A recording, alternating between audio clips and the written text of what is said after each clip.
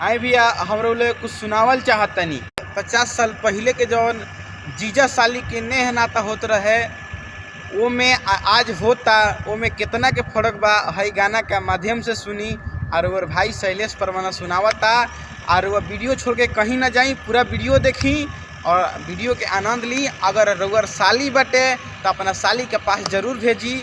अगर आप सबके साली है तो अपने साली के पास प्लीज़ एक बार शेयर जरूर करें। बहुत प्यार करीले जीजा से हम कि बहुत प्यार करीले जीजा से हम कि दीदिया हमर छोड़ दी, कि दीदिया हमर छोड़ दी ता रखले हब हम।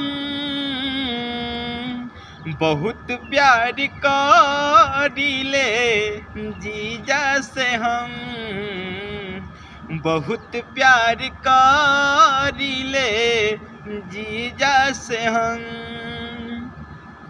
तो जीजा जी हमार बानी सबसे नमूना, आयो ईसन मरद हमारा मिली है कहूँ ना। अरे कि जीजा जी हमारी बानी सबसे नमूना, आयो ईसन मरद हमारा मिली है कहूँ ना।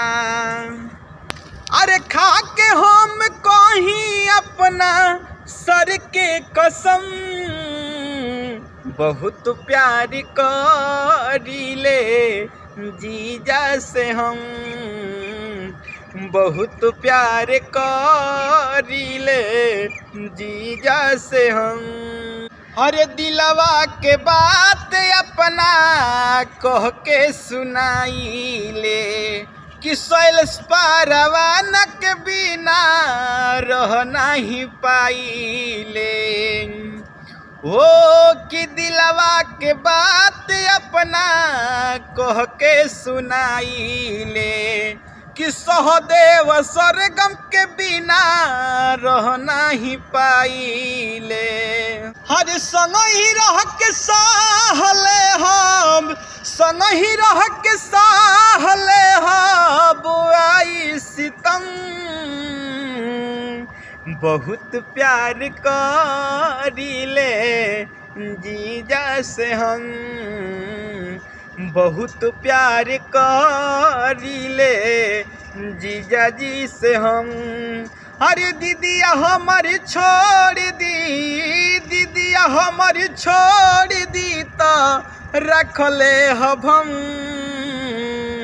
बहुत प्यार करीले जीजा से हम, बहुत प्यार करीले जीजा से हम। हाँ भैया प्रणाम नमस्कार। हम भोजपुरी गायक शैलेश परवाना आप सबके पाँव छू के प्रणाम करतनी। और हमार चैनल यानी आप सबके चैनल शैलेश परवाना ऑफिशियल के सब्सक्राइब करी, लाइक करी, शेयर करी, कमेंट करी। अब भाई रउअर बहुत ईमानदारी के साथ अच्छा वीडियो बनावता है, एकरा के देखी और भाई के सपोर्ट करी। जय हिंद।